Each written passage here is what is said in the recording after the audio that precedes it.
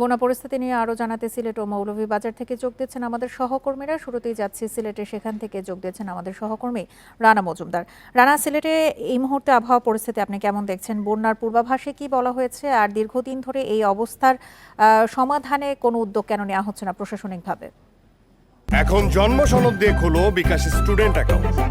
নিজের বিকাশ নিজে কর। দেখুন, গতকাল সন্ধ্যা থেকে আজকে বেলা 11টা পর্যন্ত কিন্তু সিলেটে তেমনভাবে বৃষ্টিপাত হয়নি। এবং সিলেট আবহাওয়া অফিস যে তথ্যটি আমাদেরকে জানিয়েছে যে গতকাল সকাল 6টা থেকে আজকে সকাল 6টা পর্যন্ত সিলেটে মাত্র 25 মিলিমিটার বৃষ্টিপাত হয়েছে। তবে এর আগে 2 দিন কিন্তু সিলেটে ভারী বৃষ্টিপাত হয়েছে। পাশাপাশি আপনি জানেন যে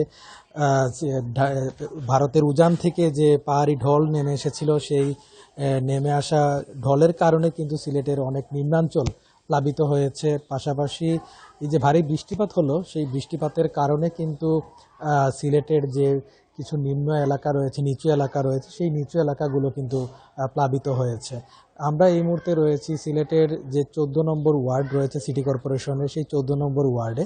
এবং এখানের কিন্তু বেশ কয়েকটি পরিবার, তারা কিন্তু বিগত 2-3 দিন যাবৎ কিন্তু তারা পানিবন্দী অবস্থায় রয়েছেন।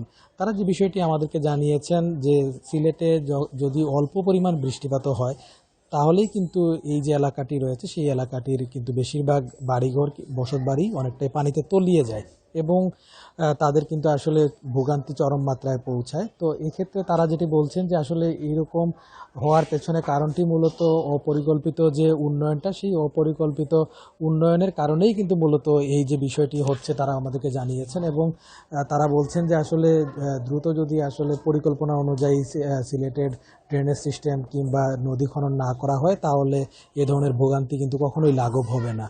তো সবকিছু মিলিয়ে সিলেটের বন্যা পরিস্থিতি নিয়ে এই ছিল আমার কাছে সবশেষ। রানা, আপনি আমাদের সঙ্গে থাকুন। এই মুহূর্তে আমরা পার্শ্ববর্তী জেলা মৌলভীবাজারের খবর জানবো। সেখান থেকে যোগ দিচ্ছেন আমাদের সহকর্মী তুহিনুর রশিদ। তুহিন, মৌলভীবাজারেও নদ নদীর পানি বিপদসীমার উপর দিয়ে প্রবাহিত হচ্ছে। বন্যার পূর্বাভাসে কি বলা হয়েছে? পরিস্থিতিকে আরো অবনতির দিকে যেতে পারে কিনা? দেখুন, আসলে মৌলভীবাজারের যে প্রধান যে নদীগুলি কুষ্টিয়ার এবং মনু, এই দুটি নদীর পানি কিন্তু গতকাল থেকে ফুসে উঠেছে।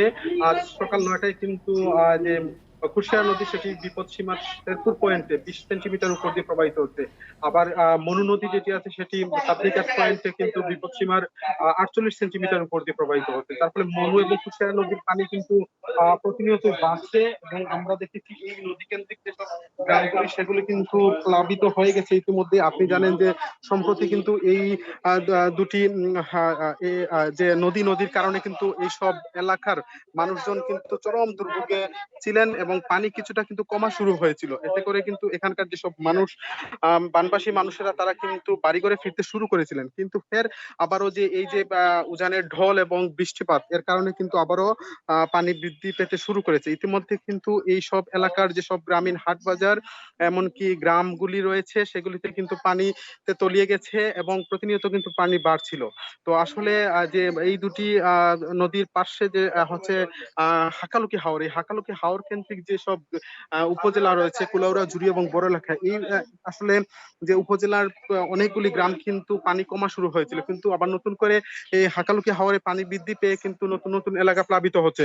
তো সব মিলে আসলে মৌলভীবাজারের যে মনু নদী এবং কুশিয়া নদীর পানি বৃদ্ধি পাচ্ছে, পাশাপাশি হচ্ছে আপনার ধলই এবং জুড়ি নদী, এই নদীগুলির পানি কিন্তু সকালে বৃদ্ধি পেয়েছিল এবং ধলই নদীর পানি কিন্তু কিছুটা কমা শুরু হয়েছে। তবে বন্যা পরিস্থিতি কিন্তু সব এলাকাগুলিতে কিন্তু তলিয়ে গেছে পানি, এবং সব মিলে কিন্তু এই মুহূর্তে মানুষের দুর্ভোগ কিন্তু চরম আকার ধারণ করেছে। এই ছিল আসলে কাছ থেকে মৌলভীবাজারের বন্যা পরিস্থিতির খবর। সিলেট এবং মৌলভীবাজার থেকে বন্যা পরিস্থিতির সবশেষ তথ্য নিয়ে জানাচ্ছিলেন আমাদের সহকর্মীরা।